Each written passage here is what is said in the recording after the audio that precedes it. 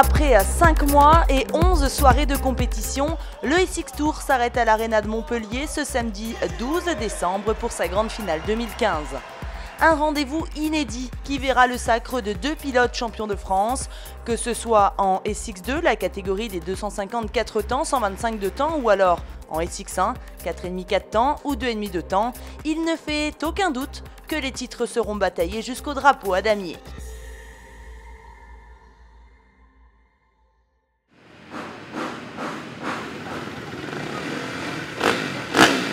Du côté des petites cylindrées, c'est là que ce sera le plus serré. 3 pilotes peuvent mathématiquement arracher le titre de champion. Mais pour Yanis Hirsuti, actuellement 3e à 18 points du leader, ce sera très compliqué, sans franchement compter sur des erreurs de ses concurrents. Pourtant, ce pilote très discret de 21 ans a tout pour être devant. Champion junior en 2012, son point fort, c'est sa technique. Redoutable dans les whoops, c'est souvent là qu'il fait la différence avec la concurrence. Il a très bien débuté le championnat avec une victoire à Estillac en juillet dernier. Mais une blessure au coccyx sur la deuxième épreuve a ruiné ses chances de se battre devant à la Bosse de Bretagne. Revenu dans le coup à Lyon mi-novembre, grâce à de bons entraînements sur les épreuves allemandes, Yanis Hirsuti tente de gommer son plus gros défaut, les départs. Entraîné par Didier Villemain, qu'on ne présente plus dans le milieu, celui qui compte 4 victoires de manches cette année, assure qu'il sera au départ de Montpellier dans le seul but de gagner les 2 manches. Il en a largement les moyens, d'autant plus s'il sort bien de la grille. On était sur Yamaha, on change de marque pour le deuxième pilote du classement provisoire. Tomado est officiel Honda France. Champion en titre à tout juste 18 ans, le Vauclusien admet que s'il devenait champion cette année, le titre serait incontestablement meilleur que celui de l'an passé, où il était presque arrivé sur la finale titrée. Il est l'un des plus jeunes du plateau, mais compte toutefois 6 victoires cette année. Son plus grand regret reste l'épreuve lyonnaise, où une grosse chute sur les essais chrono l'avait bien refroidi pour les courses. Il y laisse là-bas 28 précieux points et perd sa plaque rouge de leader qu'il détenait depuis la deuxième épreuve bretonne. Malgré tout, son point fort, c'est de ne pas souvent aller à la faute. Rarement à terre, il fait preuve de beaucoup de constance, mais avoue une faiblesse dans les whoops. Tomado va se consacrer à son physique en début de semaine et peaufiner les réglages sur sa moto.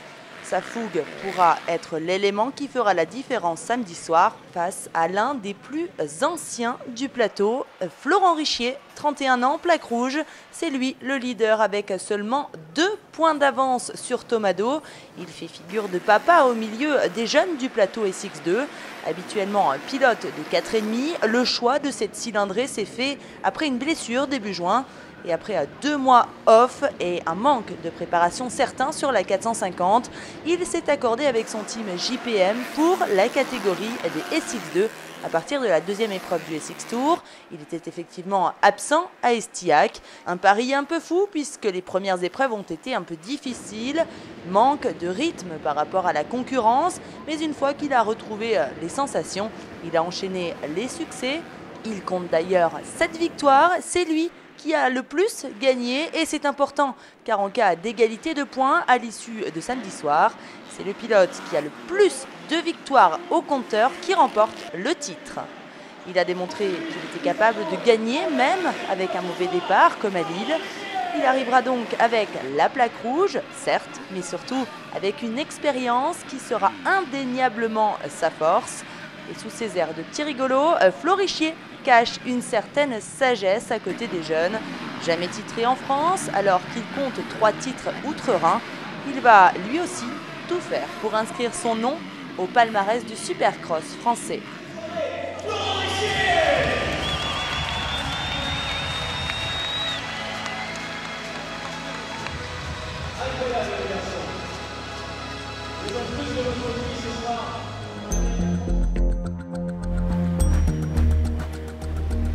En SX1, chez les grosses cylindrées, les 4,5, même s'il n'est aujourd'hui plus en mesure de se battre pour le titre, Cyril Coulon est 3e de la catégorie grâce notamment à une belle régularité toute la saison.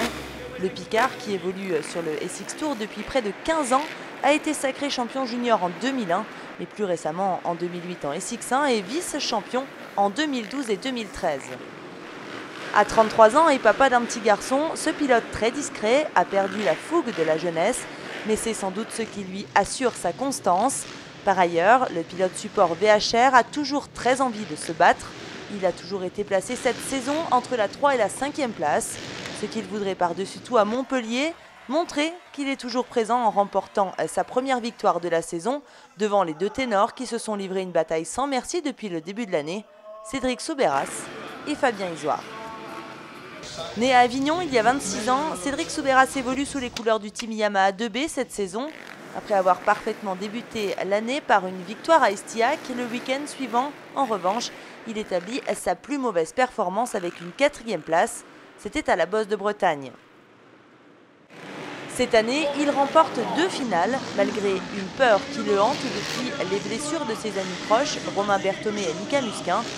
Ses amis, un élément clé de sa réussite toutefois, puisqu'il s'entraîne selon leurs critiques et tente toujours de régler ses problèmes et progresser sous leurs yeux.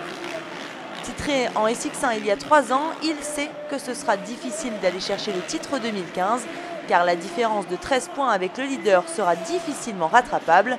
Il a d'ailleurs fait les calculs. S'il remporte la finale, Fabien Isoard doit faire au-delà de la 10e position pour perdre la plaque rouge et le titre.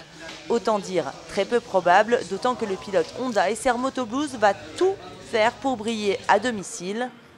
Le métronome brigue un 6e titre national à 27 ans, après une saison qui lui a donné du fil à retordre. S'il a obtenu la plaque rouge sur la 2e épreuve, il a dû la laisser à Soubeyras à l'issue de la Tremblade, avant de la récupérer à Amnéville, à l'ouverture de l'Indoor. Son point fort, c'est son expérience et sa capacité à gérer les mauvais moments, comme sur la première soirée à Lyon lorsqu'il repart bon dernier pour finir 3e. Rien n'est fait, mais pour lui, sauf une casse mécanique ou une blessure, pourrait l'empêcher de ramener ce 6e titre. Vous l'avez compris, c'est un combat de gladiateurs avides de victoire que l'Arena de Montpellier va voir évoluer samedi soir à partir de 19h, pétante.